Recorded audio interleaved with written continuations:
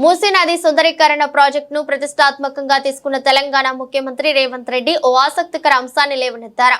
కృష్ణా, గోదావరి, యమున, గంగా, కావేరి, సరస్వతి ఇలా అన్ని నదుల పేర్ల మీద మన ఆడబిడ్డలకు పేర్లు పెట్టుకుంటామని, కానీ మూసీ నది పేరు మీద మాత్రం ఎవరు పేరు పెట్టుకోరని వెల్లడించారు. పవిత్రమైన ఇతర నదుల పేర్లు పిల్లలకు పెట్టుకుంటున్నప్పుడు ఏ తండ్రి అయినా తన బిడ్డకు మూసీ అనే పేరు పెట్టగలడా అని ప్రశ్నించారు. ఆ మూసీ నది కంపు కొడుతుంది కాబట్టి ఎవరు ఆ పేరు పెట్టుకోరని రేవంత్ రెడ్డి వివరించారు.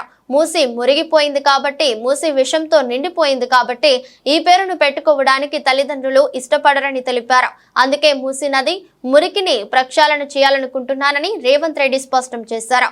గంగా, యమున, సరస్వతి నదుల మాదిరిగా మూసీ నదిని కూడా అద్భుతంగా తీర్చిదిద్దిన తల్లిదండ్రులు తప్పకుండా తమ బిడ్డలకు మూసీ అని పేరు పెట్టుకుంటారని ధీమా వ్యక్తం చేశారు.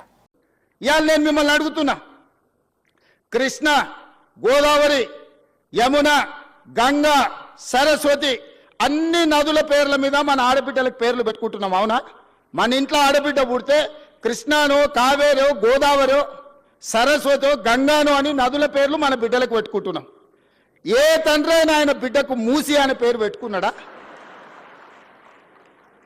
ఇన్ని నదుల పేర్లు, పవిత్రమైన నదుల పేర్లు మన ఆడబిడ్డలకు పెట్టుకున్నప్పుడు మూసి అనే రివర్ పేరు ఏ తండ్రి అయినా బిడ్డకు పెట్టుకున్నాడా? ఎందుకు పెట్టుకోలే? ఆ మూసి కంపు కొడుతుంది కాబట్టి, మూసి మురిగిపోయింది కాబట్టి, మూసిలో విషం చిమ్ముతున్నది కాబట్టి ఆ విషము, ఆ కంపు, ఆ మురికి మా బిడ్డల పేర్లు పెట్టుకోవద్దని తల్లిదండ్రులు ఏదైతే అనుకుంటున్నారో ఆ మూసి మురికిని ప్రక్షాళన చేయాలనుకుంటున్నా నేను. ఆ మూసిని నిర్మాణం చేయాలనుకుంటున్నా నేను. ఎందుకు యమున, సరస్వతి, గంగా, కావేరి పేర్లు పెట్టుకున్నప్పుడు మూసి అనేందుకు మన బిడ్డలకు పెట్టుకోకూడదు? ఆ మూసిని అద్భుతంగా నిర్మించినప్పుడు తప్పకుండా తల్లిదండ్రులు వాళ్ళ బిడ్డల పేర్లు మూసి అని పెట్టుకుంటారు.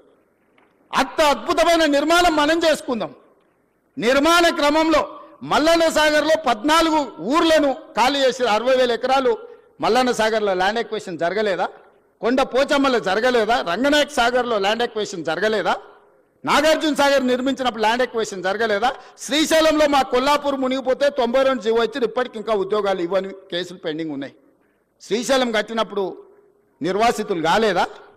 ఇవాళ మూసి నిర్మాణం చేస్తే కూడా కొన్ని వేల మంది, 5,000 మందో 10,000 కుటుంబాల్లో నిర్వాసితులు అయితే నిర్వాసితులను ఎట్లా ఆదుకోవాలో సలహా చెప్పండి అని నేను అడుగుతున్నా.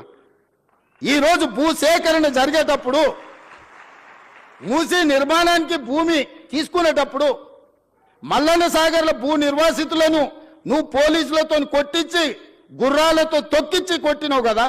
ఇవాళ వాళ్ళందరినీ హక్కున పెట్టి చేర్చుకోవడానికి అధికారులను